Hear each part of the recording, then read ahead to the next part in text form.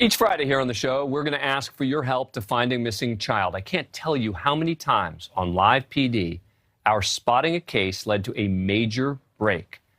And so this week, we focus on Kristen Galvan, a 17-year-old from Spring, Texas. Kristen has been missing since January 2nd, 2020. Family members say she was lured out of her grandmother's home by a new friend. The FBI believes she was sold into child sex trafficking. Before her disappearance, she was a member of a junior ROTC, and she was on her school's drill team.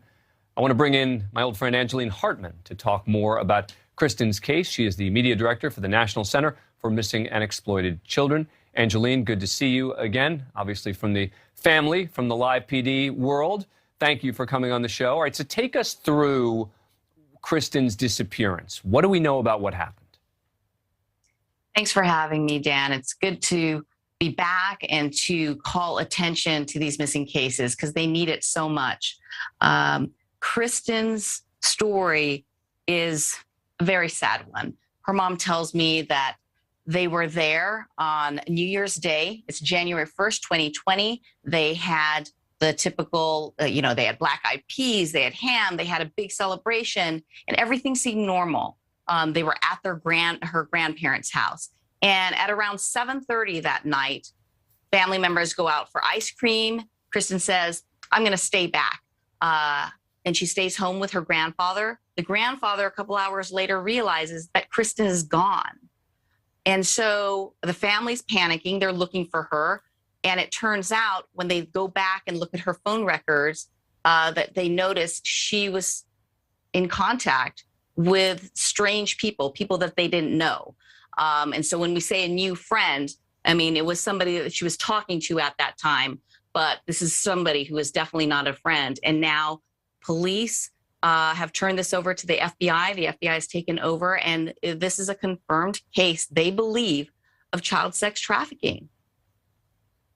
Now, why do they believe that? I mean, how are they so confident that she was lured into sex trafficking? Well, I can tell you what the mother told me, and this is pretty recent, as of a couple of months ago. The mom says that investigators came to her and they had a picture, and they said, hey, take a look at this. Can you tell us if this is your daughter? And mom says, of course, this is my daughter. She knew right away, even though, the picture wasn't very clear. Cops didn't want to tell her everything, but they said this picture came from an escort site. They wouldn't say where, the details were limited. And so mom does her own search. She goes through all of these sites, these escort sites, and she actually finds her own daughter on an escort site, sees the name of her daughter, sees more pictures of her daughter, sees how much her daughter's being sold for. And she went and tracked down her daughter. At that time, that ad was for her daughter being sold with another girl in Atlanta, Georgia. Mom gets on a plane, Dan, and tries to track her down. She's walking the streets of Atlanta, Georgia with her poster. Can you imagine that? I mean, this is not the first time she's done it either. She, before she got this from police, from investigators, she was doing this in Houston, walking around, door to door, going into these seedy neighborhoods looking for her daughter. But yeah, so it is, there's limited information from investigators, but they say that's what they believe, that she is in danger. They don't know exactly where she is now. The last possible sighting was in Atlanta, Georgia, and mom doesn't stop. She keeps on going, and she's hired her own private investigator.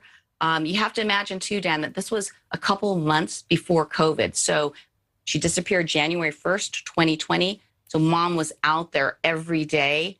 And then COVID hit and shut it down, right? Everybody was, locked inside pretty much. And here we are almost 2 years later. Yeah, this is one of these cases where there's really hope, though, of finding her. I mean, and that's why I think that this is so important that we put her picture up again, if we can, put Kristen's picture up again so people can get one more look to say if anyone has seen her, as you heard Angeline say there, maybe in the Atlanta area, maybe elsewhere.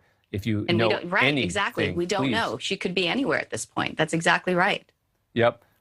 Please call your local police department and inform them if you know anything.